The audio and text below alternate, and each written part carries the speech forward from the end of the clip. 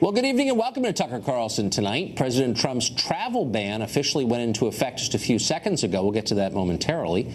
But first this morning, Washington melted down. You may have heard about it. Not because war broke out or the economy collapsed. Worse, the president tweeted something nasty about cable news hosts. In case you're returning from New Zealand tonight and missed it, here's what he wrote. Quote, I heard poorly rated Morning Joe speaks badly of me. Don't watch anymore.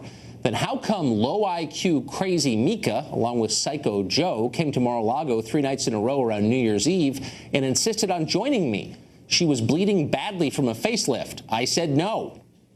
Well, that was it. Chaos erupted. Democrats in Congress rushed to the nearest microphone to express shock and horror and call for the president's resignation.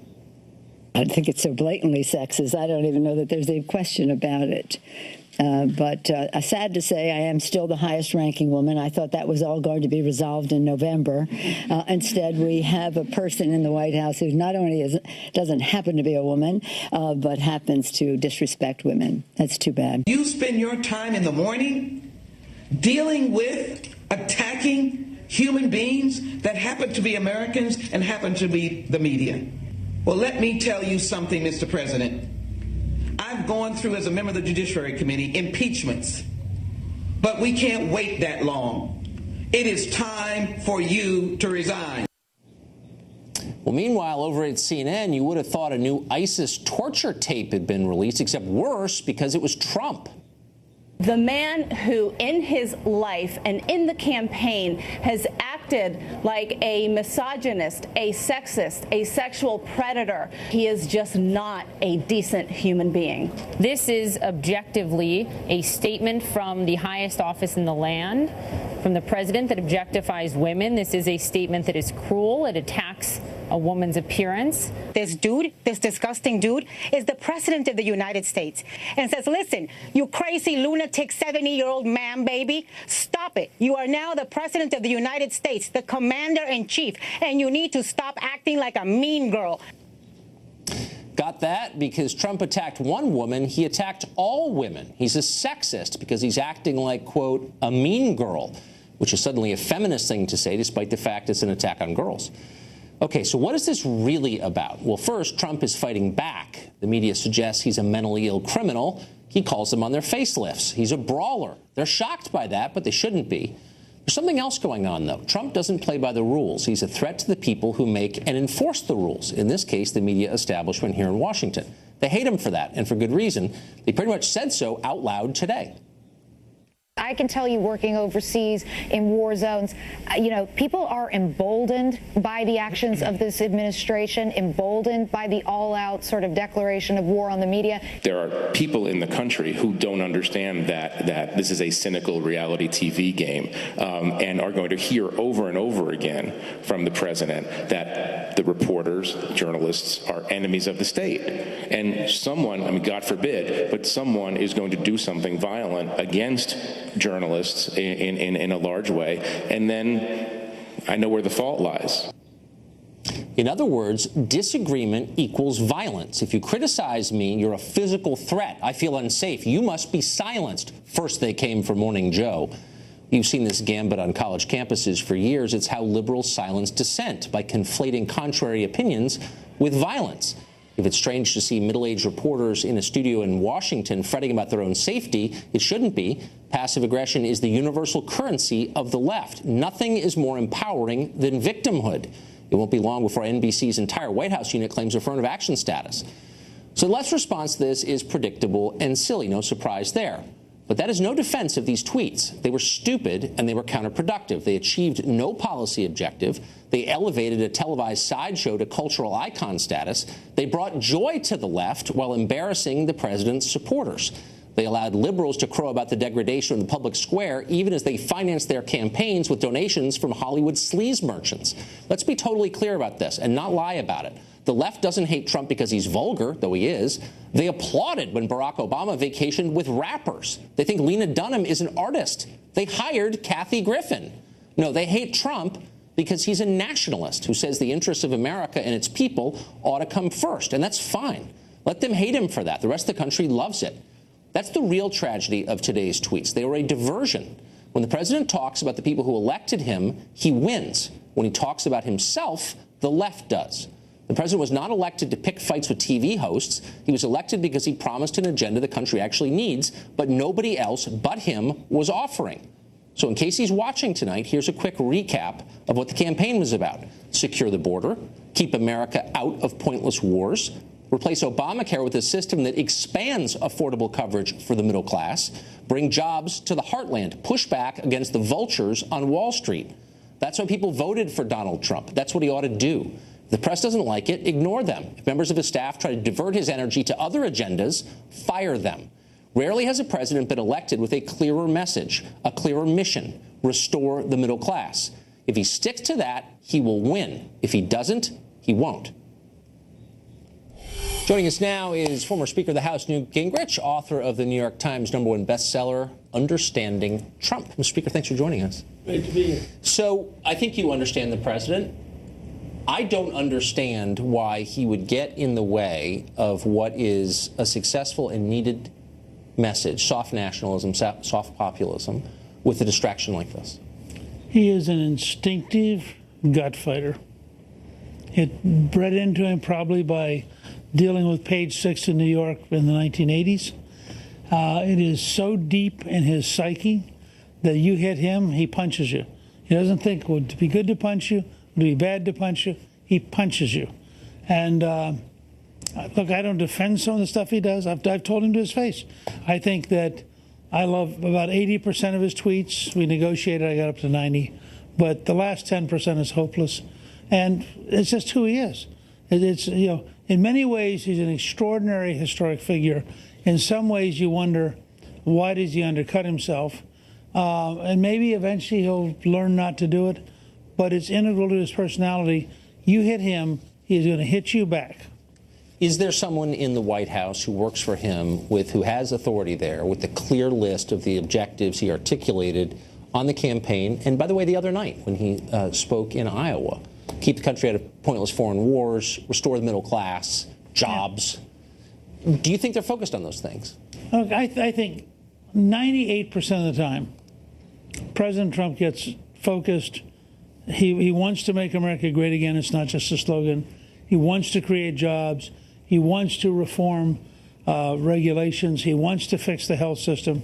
He wants to fix the tax system. And then about 2% of the time, he goes back to being the Donald Trump who used to be, a private businessman saying whatever he wanted to. And the 2% of the time, of course, in the media world, blows up and takes up almost half the space. Right. No, there's no question about that. This given disproportionate attention by people who are already opposed to his agenda and who also are shallow, and in a lot of cases dumb. But people who aren't dumb and who have supported him and who I think hear kind of the policy dog whistle that he was emitting for the last few years are concerned about the number of Goldman Sachs people, for example, in the White House who don't seem to understand the agenda at all and maybe working at cross purposes against it. Do you think that's a fair concern? Sure. Look, I think it's fair to say, like every White House, there's tension. Yeah. You know, in the Reagan White House, which is now romanticized, Jim Baker came from one direction, Ed Meese came from another, Mike Deaver came from another, the National Security Council came from a fourth direction. Reagan presided over the whole thing, and Reagan, in the end, made the decisions. The same thing's happening here. They brought in a lot of really smart people from many different directions. I mean, people talk about Goldman Sachs, and they've had certainly a lot of alumni there. On the other hand, I mean, even Steve Bannon, ironically. So here's Bannon, who's the nationalist, but he's a Goldman Sachs alumni. That's true. It's partly a tribute to how good Goldman Sachs is. It's the Harvard of financial investing. On the other hand, in the end, it comes down to one person. And like Franklin Delano Roosevelt or Abraham Lincoln or Ronald Reagan, that one person has a pretty good sense of where he wants to go. And Trump routinely runs over everybody, routinely imposes his will, and gets them back on track, which is a very bold, very dramatic, and profoundly transformational direction. That's reassuring from a man who understands Trump. Mr. Speaker, thank you. Good to see you.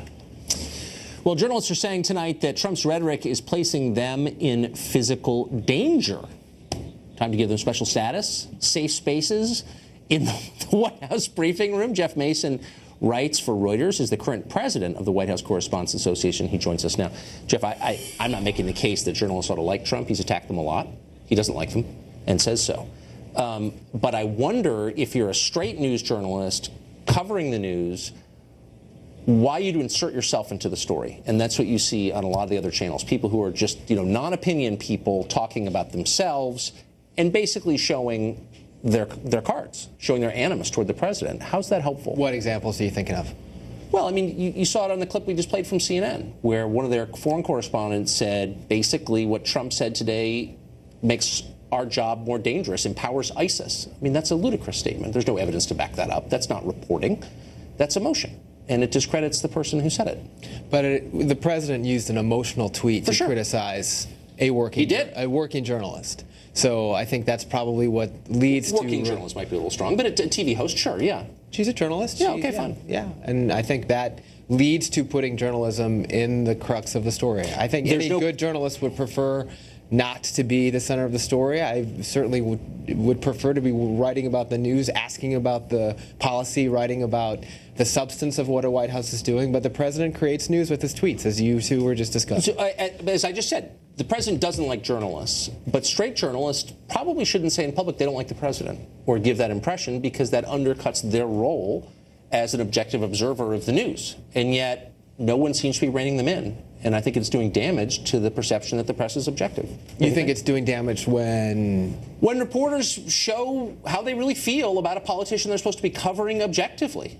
And they are. And nobody is saying anything about it, and I wonder why. Well, and you and I have talked about this before. I think it's important for consumers of news to know where they're getting their news. If you're watching an opinion show or a commentary show like yours, or watching a show that is a straight news show, if you're watching television, or if you're getting your news from a newspaper or a website or a news agency, I think that's very important. And I think if you are a reporter who works for a news organization that is, or a show or a newspaper, whatever, that is a straight news organization, absolutely. You should be neutral and you should report the news neutrally. Do you think Trump's tweets this morning put foreign correspondents in danger abroad? I don't know.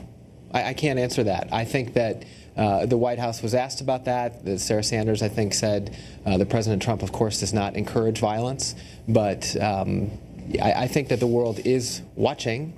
I think the world does watch and listen to the rhetoric that President Trump uses. So do you think ISIS will now conclude, we kind of like journalists before, American English-speaking journalists, but now we don't because Trump doesn't like them? I'm not qualified to speak as what ISIS is thinking about. But would you agree that's one of the most ludicrous suggestions ever uttered on television? I think I'm not going to take an opinion on that. I'm going to say I think people are listening to what the president says and what he writes and what he does. He has the biggest bully pulpit in the world, and that has an effect. Words matter. So what does that mean exactly? It has an effect, words matter. You mean that journalists will be physically imperiled because Trump doesn't like them? I can't answer that, Tucker. I don't know what the effect is going to be. What I'm saying is the president, when he criticizes journalists, others are watching and seeing that.